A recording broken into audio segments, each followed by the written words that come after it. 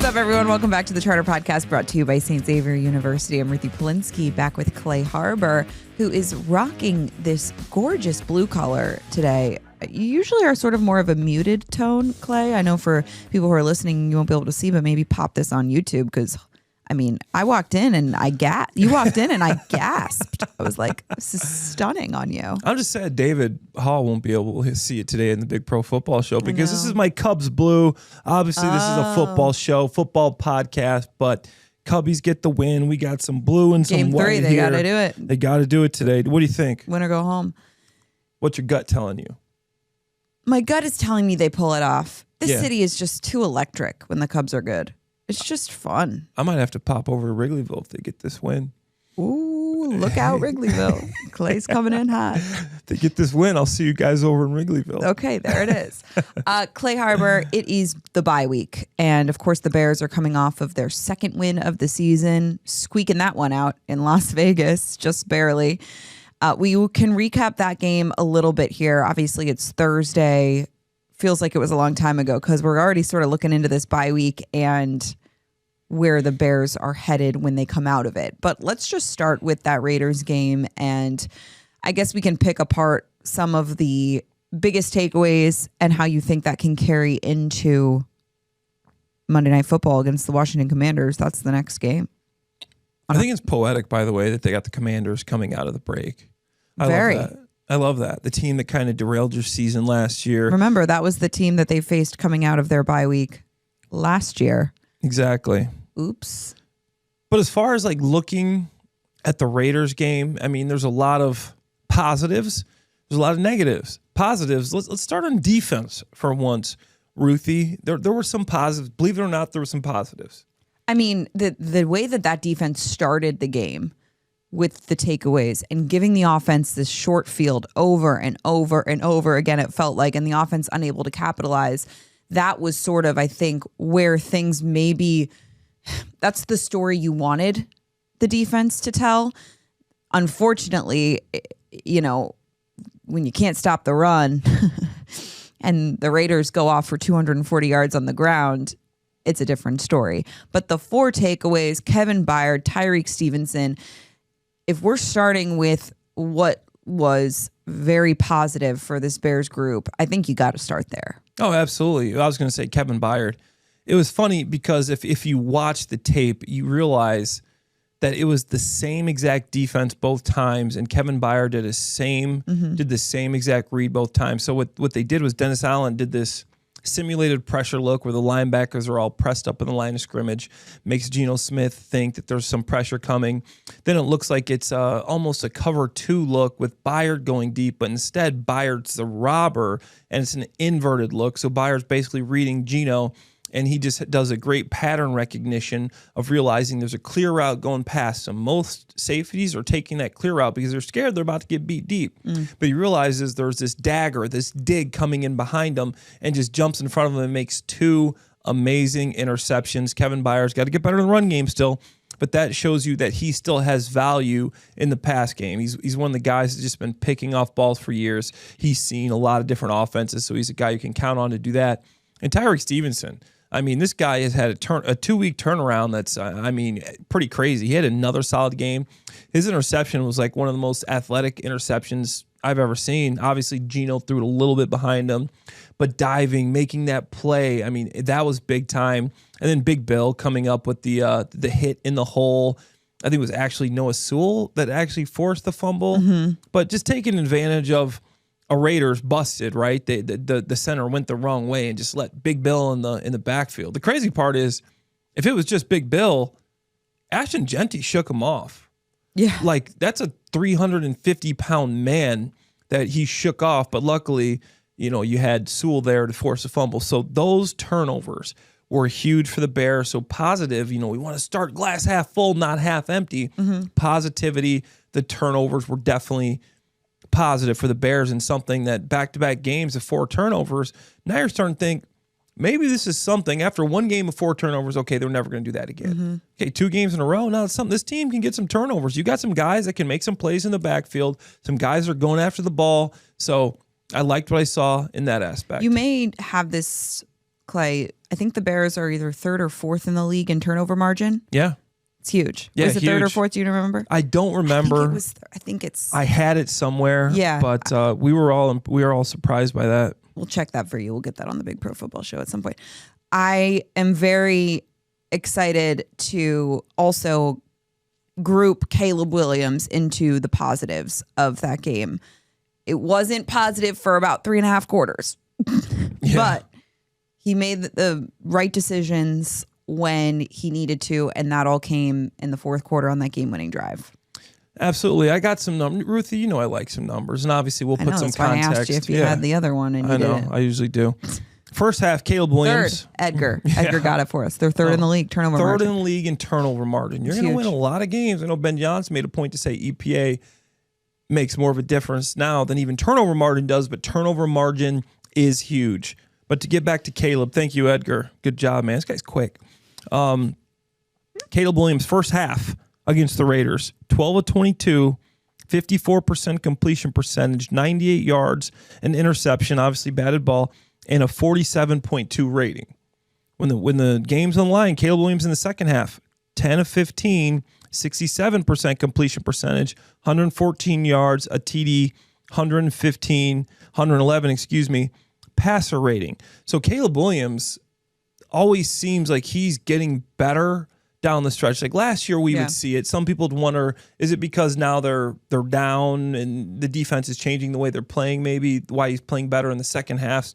There were some horrendous first halves that he bounced back from, but now you're starting to see that this guy is a guy that can get better as the game goes along. I know there was this thing in the beginning of the season where, the first 15 is the only time he's doing anything. But now he's showing, hey, I can get better as the game goes along too. And you see he's a guy that has that clutch gene. Mm-hmm. And he realizes that this is something I've done over and over again. There's no difference than running this route now than when we did it the 5 times in practice and the 5 times in training camp. That's the stuff that Tom Brady, I always bring up Tom Brady, Drew Brees, they treat these practices, training camp practices like games. So when you do it in the game, it's not the first time you're doing it. Yeah. It's just, this is just normal. This is just routine for us. And Caleb, like he said, he's a guy that it looks like, and he has said that his heartbeat actually slows down in these situations, these pressure field situations. Mm-hmm. Instead of the guys that, they start speeding up, and next thing you know, they're a little bit frantic, a little bit too quick, a little bit late, missing a read. So I loved what I saw from Caleb coming back, getting that win. I know it was a blocked field goal, but even if they don't block the field goal, you have the scoring drive there. You love to see that. And you have time. You sort of felt like with 2 timeouts left, you sort of felt like, okay, they were going to have a shot to at least go kick a field goal. That's what Ben was saying. 100%. And just on the way that Caleb especially orchestrated that final drive, that game-winning drive. Let's go to special teams, Clay. Another big positive. I mean, so many different aspects of special teams won the day for the Bears. They don't win the game if Cairo Santos isn't 4 for 4. They don't win the game if Tory Taylor maybe doesn't punt that ball to the 2 and then the penalty puts him at the 1. They don't win that game if Scott Daly doesn't tell Josh Blackwell, hey, their long snapper's kind of doing something funky with the ball right before he snaps it. You can get a start on your jump. Josh Blackwell blocks the kick. Everyone did their part. Josh Blackwell. Yeah. NFC Special Teams Player of the Week. Everyone did their role in that unit, and I think they deserve a lot of recognition for that. Absolutely. Cairo Santos, 4 for 4 field goals, 1 for 1 extra points, 2 40-plus yard field goals, 2 50-plus yard field goals. You don't talk about the kicker a lot unless they do something wrong. So, hey, Cairo hit some big field goals if he misses one of those, different ball game. So you love that for Richard Hightower. He's a guy that I feel like everybody respects, and I know in the media people respect him. I know in that locker room people respect him. I know in that coaching staff a lot of people respect him. So you love to see that for Richard Hightower as well, a guy that works his tail off. Yeah, and just one of the more lovable human beings, like when you hear him talk. Okay, so that's all the good. Yeah. Yeah. You want to get into the bad? Let's get into the bad. Just a little bit. Okay, just a little bit. And firstly, we don't need to harp on it. Running defense. You give up 240 yards rushing. I think that's obviously not good enough to win. Ashton Jeanty was a guy that hadn't had a breakout game yet. We said on this podcast, don't let this be the day that this guy breaks out. Whoops. I know he's a 6 overall pick. We know that he's talented, but for whatever reason, he was averaging 2 point something yards per carry. Not the case versus the Bears. He was able to get going, and he had 100. This is a crazy stat. Ruthie, once again, you know I love stats. Ashton Jeanty gained 140 of his rushing yards after contact. Crazy. The second most by any player in a game this season per next gen stats. So that's something you got to tackle. He broke 11 tackles per next gen stats, the second most of any running back this season. So to me, that says you got to get better at tackling. I think the cavalry's coming. So I think when Kyler's back, and Kyler said, he's almost ready. He's almost there. We think he'll be ready to go. We hope TJ will be ready to go. We hope Grady will be ready to go. And you'll get some of these defenders back. And then Dennis Allen, you have the week to do the self-scout. That's why we love this bye week. Mm-hmm. Now you get to see, okay, we're giving up this many yards in the run game. Self-scout, what's the problem? Mm-hmm. Where are we getting gashed at? What are we doing wrong? They're 24th in the league in rushing, which actually seems better than what you would think they are. 24th isn't good, but it's not as bad as you would think. 25th in yards per rush. So, overall it's not good, but it's not as bad as you would think. Also, Clay, while we're on defense. All right, I'm sorry. I absolutely misspoke. I'm talking about that was running the football that I said there. I was going to say. Yes. Okay, run defense is. That was rush offense. The Bears were 24th in the league. Also not good. We'll get to that. Yes. Let's start with the run defense. Yeah, just to make sure that the listeners are aware that was the rush offense. Okay, and I pulled the wrong numbers there. But run defense, yeah, you got to get better at filling your gaps. Yeah. Tremaine Edmonds has to be better. Gervon Dexter is a little bit out of place, I felt like. Big Bill had some good plays. I still think that there's some gap responsibilities these guys are missing, but a lot of it just comes down to tackling. Nick McLeod looks uninterested in tackling. Nahshon Wright does not want to tackle anybody, so I think some of this is individual players as far as tackling, and to me that's interesting because Ben ran such a hard training camp where most teams don't tackle. Yeah. But Ben did. He worked on those fundamentals of tackling. So that's why it's a little bit surprising. I also think we need to give the pass rush, or lack thereof, a little bit of attention. Yeah. Montez Sweat, Dayo Odeyingbo, you guys are both being paid a lot of money to get to the quarterback. And Clay, I just don't feel their presence on the football field. Well, there's a reason you don't feel their presence, because I don't think anybody does. A week after, Geno Smith was sacked 6 times and was constantly under pressure. 1 week. I mean, how much can you fix in 1 week? The Bears' defensive line was credited with 3 total pressures and no hits. The only quarterback hit came by Jaquan Brisker on a blitz. So for an offensive line that's giving up a lot of pressures and sacks, that tells you go and you watch the tape, say, hey, we can beat these guys this way. We can beat these guys this way. They did a good job of pass defense. They only gave up 117 yards to Geno Smith, who was second in the league in passing yards coming into the day. But they really didn't have to throw the ball because they were running the ball so good. So right. I think that's a little bit of yin and yang. Yin and yang. Yin and yang, yeah. You got to stop the run to be able to pressure the passer. So that has something to do with it. But even in the passing situations, you are not feeling these guys. You got 1 sack from Montez Sweat and 1 sack from Dayo Odeyingbo, and they're not getting double teamed or chipped that much too. That's something people say, well, they're getting double teamed and chipped. It's hard. No, you want to see somebody get double teamed or chipped? Look at Max Crosby and what he was able to do, getting 2 and 3 guys thrown at him all game long. He was just an absolute monster, disruptor of the game, even in that scenario where you are basing your game plan around him. So Sweat and Dayo, and I looked up this number. You know, there's a stat PFF does about how often you get chipped and double teamed, and Montez Sweat 52nd over edge rushers with 30 or more rushes. Dayo Odeyingbo 45th of edge rushers. It tells you what the league thinks about them too. Rushers, so they're not getting chipped that much. They're not getting double teamed that much. They're just not winning their one-on-one battles, and we hope coming back from the bye week they'll be a little bit rejuvenated. Maybe you can scheme up some more one-on-ones, some pressures. You got Kyler Gordon. We know he's an excellent blitzer. We know TJ Edwards isn't the fastest, most athletic guy, but he's a smart blitzer. He knows how to disguise his blitz, make it look like he's dropping into coverage. Eyes is looking at a receiver. Next thing you know, he's blitzing. He's the little things that TJ does is what makes him such a pro. So I think those two guys will help. And then obviously Grady wasn't at full speed even when he was playing with the knee injury. So hopefully you can get him more healthy, get him back in the lineup, because we know he can be a disruptor in the middle.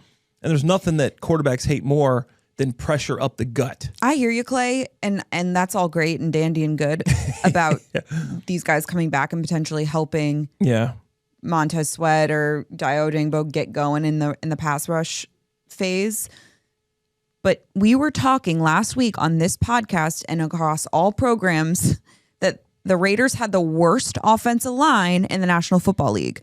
So for the Bears not to have a singular sack, not one hit, and you're paying Montez Sweat to be one of the top pass rushers in the National Football League, like, what? How does that get better? Like, I hear you that other guys are coming back are going to help, but like, this guy, if he isn't upset or angry or frustrated that they talked about one player who wears the number 98 going into the Hall of Fame and it's not him on that football field, like, he's got to be frustrated or at least show some sign of like, okay, what can I be doing to be better? Absolutely. And I think I think he'll get better. I mean, obviously he can't do less than he's done. I don't think that's that possible. Maybe he could not have one sack, but well, that's the other thing too, is that Max Crosby plays every single snap. Montez Sweat's on the field for 2/3 of the game on defense. Like I just can't wrap my head around that player being as ineffective as he's been so far through 4 games. And I'll understand if you're on the field for 2/3 of the snaps, if you have a great defensive line unit, like say the Eagles last year, when you can just rotate guys in. But when you got Dominique Robinson and Tano and some guys that just aren't up to the level that you're supposed to be at, you need to be playing pretty much the full game. You need to work on your conditioning in the offseason or something, because you need to be on the field. And and we're not talking about just the first quarter, second quarter. There was pivotal parts of that game where you watch the tape. You go, why is Dominique Robinson and Tano in the game right now instead of 𝗪 and Montez Sweat? Like, are these guys tired? Are they just not performing? So that's definitely something that's concerning. I know in my history of playing, in those gotta have it situations, for you to keep out like one of your best pass rushers or run stoppers or players, I mean, they got to be hurt or something's got to be happening, because those guys, if they're not on the field, they're going to be next to the coach. Like, coach, come on. Like, it's third quarter, it's fourth quarter. We need to stop. Put me back in. They're going to be tugging on shirts, trying to get back in the game. And I don't think that's something you're seeing right now from some of these defensive linemen. On the other side of the football, on offense, they can't run the ball. We know they can't stop the run. They can't run the ball either. So, you want to be a hard-nosed, tough football team. You're not really displaying the qualities or character traits of a tough football team quite yet. How do you, Clay, diagnose the issues in the run game? Let's start there. And you're talking offensively. Offensively. Yeah. So defensively, the Bears rushing yards per game they are allowing 164.5, which is 32nd in the league. Ooh. Okay. The worst in the NFL. Offensively, they are averaging 102 rushing yards per game, which is 24th in the NFL, 3.8 yards per carry. Some of that is Caleb Williams. Not good enough.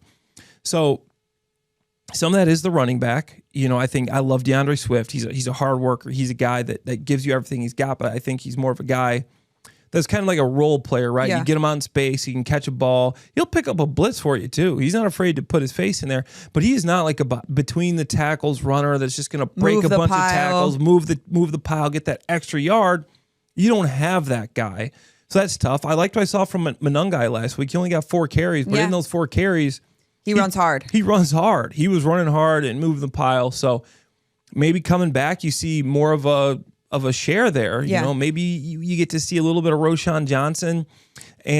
But I mean, besides that, Britton Brown on your practice squad. I know yesterday in the Big Pro Football Show, we talked about maybe you use this time to work out some guys. You're not going to find anybody in the scrap heap right now that's going to do anything for your team. So this is who you got, And it's funny because we were talking about this too. You look around at some of the guys that were late pickups, like J.K. Dobbins.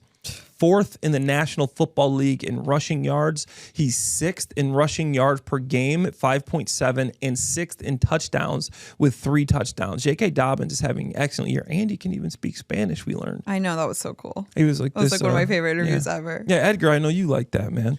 He was getting interviewed after the game by like ESPN Deportes, and he did the interview in Spanish. It was awesome. I was like, wow, awesome. Man, I got to get on my game. I've tried a couple of those apps, Ruthie, like trying to learn. I You're just very can't. worldly. I tried and failed. You have a great British accent. Absolutely. It's a great British accent. If I ever got to London, I always talk like this, and sometimes they think I'm actually from there. And I'm like, actually, I'm from United States of America. But yeah, I'll spare you guys the rest of that. Clay. What have you done, Ruthie? What have you done? God, I don't know. Unleashed a monster. It's too much. Okay, so DeAndre, it is what it is, right? Yeah, it is what it is. Do you think a part of, let's talk about the offensive line. Yeah. I can't believe it's taking us this long to get here. Yeah. Obviously, in the game, Braxton Jones benched. Theo Benedict goes to the left side. 𝗦cie𝗰𝗶𝗹 at right side. Theo Benedict, seemingly the left tackle moving forward at this point. Yeah. Do you think that was the right move, or were you surprised to see that happen in the way that it did? I think it was the right move. Here's the thing. Like, people should know that Theo Benedict playing left tackle is not going to move the needle. Like, it's not like he's head and shoulders better than Braxton Jones. Excuse me. If he is better than Braxton Jones, it's by a minuscule amount, but Braxton Jones is in his 5th season. Theo is a young guy, so I think Theo has a higher ceiling. He is a little bit better of a run blocker than he is a pass blocker, and he's a guy he's just a fighter, man. He's a guy he's gonna grind, he's gonna fight, he's gonna bite. I don't know if he's gonna bite. Listen, I get that out there. Theo Benedict is a biter, is some headline somewhere. No, but that's just a figure of speech. Like Dan Campbell biting kneecaps, He's just one of those guys. You know what? Theo Benedict did sort of give me Dan Campbell vibes because he has that cut on his nose. And before the bye week, some of the reporters were talking to him in the locker room, and they said, "You think that cut's going to heal up over the bye week?" And he goes, "We'll see. I might have to just crack it open, and if it starts to heal, because he likes how it looks." It was awesome. Okay, so there's sort of Dan Campbell vibes there. Anyways, yeah, but you get the 6th highest paid offensive line in the NFL. Right, when Darnell Wright comes back, I mean, that right side at least should be good, and I think the left side with 𝗬𝗎 should be good. You got the players, I think, to move some piles. You got Joe 𝗬𝗎, Jonah Jackson, Drew Dahlman is more of a positional blocker, but I think these guys have just they've like taken turns making mistakes. It's not like you can put it on one guy. It's like, okay, 𝗂𝗏 hasn't blocked great. The last game, I think, was the worst game I've ever seen 𝗂𝗏 play. And Ruthie, I'm the leader of the 𝗂𝗏 fan Very club. uncharacteristic of him. Very uncharacteristic of Cole. I think he'll come back. He'll bounce back. He's a real pro. He's a guy that will get in his book. He'll do what it takes to be one of those guys. So I do think he's one of the better pass blocking or run blocking tight ends in the league. Not a good game for him blocking. It wasn't a great game, obviously, for right or left tackle. They're going against, obviously, Max Crosby, which is tough. But I think the Bears are struggling to find an identity is something that I've seen. They, when you see a team, when they need, it's like a gotta-have-it play. They have, like, specific plays that they go to. And, like, whenever you're in a good team, like, okay, we're probably going to go to some sort of gap scheme here or some sort of zone or some sort of toss crack. And you find the Bears, you look at the Bears, and they're trying everything. They're running it all. If you're a jack of all trades, you're a master of none. So right now, the Bears are a master of none when it comes to the run game. Interesting. Yeah. Caleb Williams, just you haven't seen it super consistently yet from him. What do you want to see from Caleb Williams on the other side of the bye week, Monday Night Football, against the Washington Commanders? I've been pretty pleased with Caleb. Okay. Obviously, I want to see more consistency. He's gotten better with the pre-snap stuff since week 1, week 2. You've seen the improvement. You've seen the operation improve. You've seen his confidence improve in that. Yeah. So I want to see that keep trending up, right? Keep trending up in that stuff. Keep trending up in your sacks, right? The Bears are 10th in the league with a 4.55% sack rate. Last year, it was a massive improvement from last year where they ranked last with a 10.3. So they cut that number in half. And obviously 10th, people are like, oh, he's 10th in sack rate.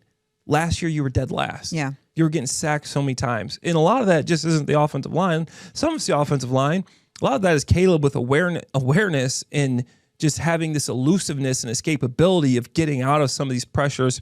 And then Caleb Williams was sacked 16 times in his first 4 games last year, most in the NFL. This year, he's been sacked 7 times. So you see him improving in that holding the ball too long, the sacks. He's getting better with rhythm. You hear Ben talking about his feet, marrying his feet with his arm and getting rid of the ball, getting through his progressions. Yeah, it's not perfect. He's missing some throws, some of the gimmies he's missing. Then you'll see a throw like he did to Rome for the touchdown. You're just like, wow. Yeah. Or you'll see the wild plays, but get more consistent with like the gimmies, the screens, the quick throws, because those are very valuable if you can do them consistently. And that's something Ben loves to have in his offense. He wants to treat that as a run play. When you can just throw the ball out to the receiver, they catch it and go. Yeah. You want to catch that 9 times out of 9. Not 9 out of 10, 9 out of 9. I don't know why I said 9 out of 9. She said 10 out of 10. But, you guys get the point. We get the point. Get the point. So he's got to get better there. But overall, I feel like I've been pleased with Caleb. Passing touchdowns, 8th, 3rd in the NFL, 927 passing yards, 11th, 97.8 rating, 13th, only 2 interceptions. So I think you've seen some growth there. You've seen some improvement. Excuse me. You're excused. So thank you. So you want to see that continue to trend upwards because you do got a decent schedule coming out of here and very winnable games and games that maybe didn't look like they were so winnable being this season. Yep. Now they look like they're winnable, and you can put yourself in a position to be able to talk playoffs. I know I'm getting ahead of myself. All right. Playoffs. Chill out. I think what we said all offseason, Clay, when we talked about this Bears schedule is it's not who you play, it's when you play them. So no Joe Burrow, a Lamar Jackson up in question, even Jaden Daniels sort of up in the air about his durability has been a concern. Mm-hmm. A lot of question marks when you look at the Bears opponents coming out of the bye week. So that's good news for them, especially if they're able to self-scout and clean up their weaknesses as well. Yeah. This Bears offense has scored 20 points in 4 straight games for the first time since 2013. Wow. To beginning of season. So, that just tells you that this is something that is uncommon. We haven't seen in a while for a Bears team. You can see a little bit of that Ben Johnson effect. It's not perfect. It's not where he wants it, but they are improving. I don't think anybody's going to sit here and say that the Bears are going to win the Super Bowl this year, but I think you can see some real growth and real improvement from the quarterback and that relationship between Ben and Caleb. I think you talk about, exactly, Clay, I think you talk about what we've learned from this team through those first 4 games. It's that there is a growing sense of belief that they can win football games, win close games, win comeback games. And I think that I'm sure you can touch on this, but even for the defense and for the special teams, like when you're sitting on the sideline and your offense keeps going 3 and out, 3 and out, 3 and out, like that's deflating. You can't just keep, the defense sitting there being like, dude, we just got you the ball 4 times with a short field, like help us out here a little bit if we can't, we can't score all the points. So I think when you see Caleb Williams drive down the field, score a game-winning touchdown, you see special teams come up huge, make big plays. Cairo Santos continues to be consistent. Like these things all sort of add up, and you're coming out of this bye week with this sense of belief and confidence in who you are as a football team, and the fact that, most importantly, Clay, this is not the Bears of last year that couldn't win those close games. Yeah, definitely. The sense of belief is a real thing. I go back. I've talked about this before, but I go back to my time at the Lions when we started off super slow, and we were one of the worst teams in the North. And next thing you know, we win this one close game at Minnesota. We were down. We got the ball with like 16 seconds. We had a timeout. We threw a deep dig, ended up kicking a long field goal, take it to overtime. We win the game in overtime.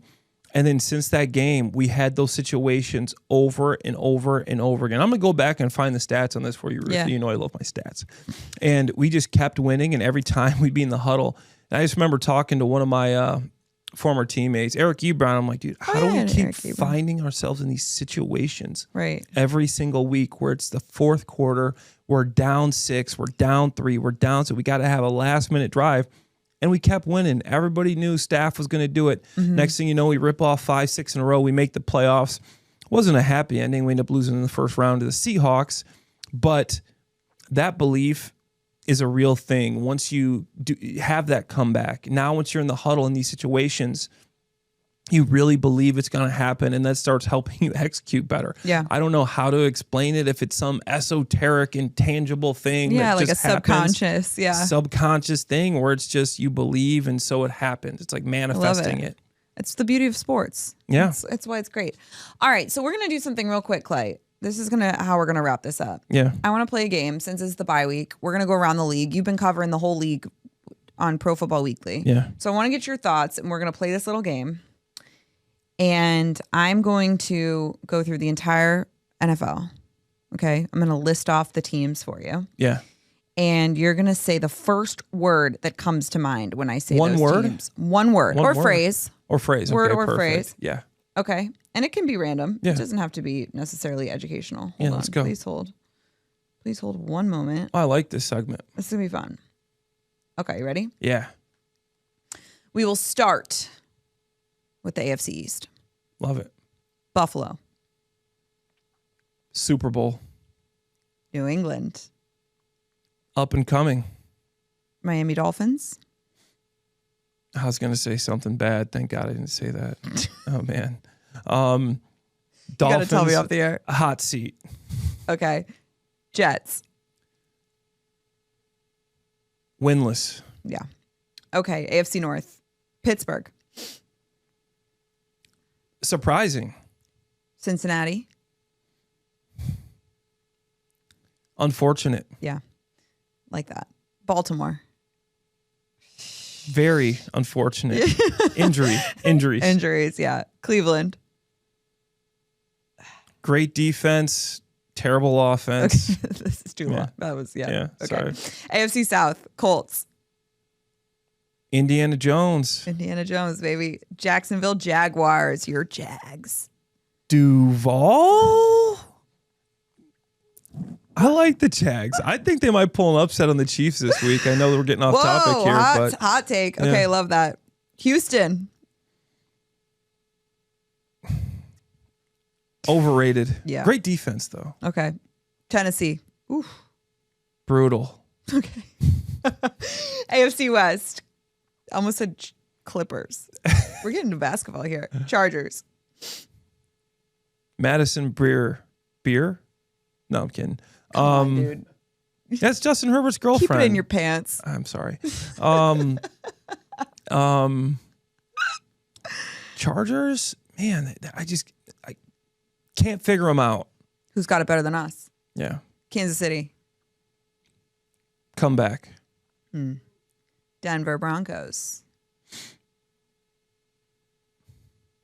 Defense. Las Vegas Raiders. Turnovers. Okay.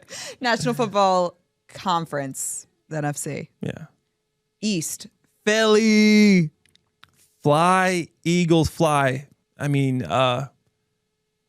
Rocky Balboa, you can hit him, but he keeps winning. You can beat him, but he's going to win the game. Okay. Commanders.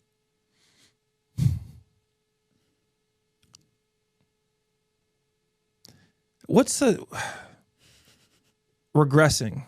Okay, interesting. Yeah. Dallas Cowboys. Floosed. Loosed. Oy. New York Giants. Ugh. I mean, that's a Bother tough me. one. Jackson Dart. Question mark? D-line. Jackson Dart, question Jackson mark? Dart. Jackson Dart. Duval. Okay. Detroit Lions. NFC North. Here we go. No, should we save this for last? Let's do the NFC North last. Yeah, Let's yeah. go south. Tampa Bay. Gritty. Love that. Atlanta Falcons. Up and coming. Carolina Panthers. Oof. Just bad. New Orleans Saints. Rattled. That division is wild. Spencer Rattler. Rattled. Yeah. NFC West, 49ers. They're 3-1, but Like a fake. I think they're door closing. Okay. Window closing. Okay. Seattle Seahawks. Surprising. I actually Seattle like the Sam? Seahawks. I'm sorry. Yeah. I like Darnold. LA Rams. Contenders. Ooh. Arizona Cardinals. Meh. Mid. Okay, let's go back to the NFC North. Okay. Detroit Lions. Still got it. Resilient. Super Bowl contenders. Okay. Yeah. Green Bay Packers. Up and down. Confused. Confused. Minnesota Vikings. I know we're wearing the Michigan colors right now, No, we but are maize and blue. quarterback? Question mark? Yeah. Okay, last but not least. Chicago Bears. What's the word you're going to use? Drum roll, please. Progress. Ooh, it's getting hot in here. That was good stuff, Clay. Yeah. Did you enjoy that? Oh, it was fun. That was really fun. I know I didn't understand the assignment. I said a few extra words. No, for some phrase. I teams, said word but or phrase. Yeah. That works. got into a No, little that was bit. fun. Yeah. That was great stuff, Clay Harbor. good stuff. What are you doing for the bye week? For the bye week, I am going to be working with you all week, still covering the Bears and the Big Pro Football Show. This weekend, do you have any plans? Oh, This are you doing weekend, Missouri Valley? I'm doing the Missouri Valley Game of the Week in Normal, Illinois on Saturday. Fun. And then on Sunday, I'm going to go watch my niece's soccer tournament. Cute. While I have my phone on me to make sure that I'm still watching some games. You know, Yeah. watch the games online. but Okay, love it. Still paying more attention to the soccer. Fun. Yeah. Love that for you. Yeah. I'm going to get some golf in. It's going to be Golf. nice. Yeah. It's going to be nice. It's nice. Still nice weather. It's 85 Yeah, degrees in crazy. October in Chicago. All right, everyone. Thank you so much for listening to the Charter Podcast, watching the Charter Podcast. You got to see, if you were lucky enough to watch this episode, you saw Clay in this gorgeous suit he's wearing. And you got to hear him talk in a British accent. He's Clay Harbor. I'm 𝗵cie𝗶𝗀𝗀. Enjoy the bye week, everyone. Watch the rest of the league. Have fun. We'll be back next week.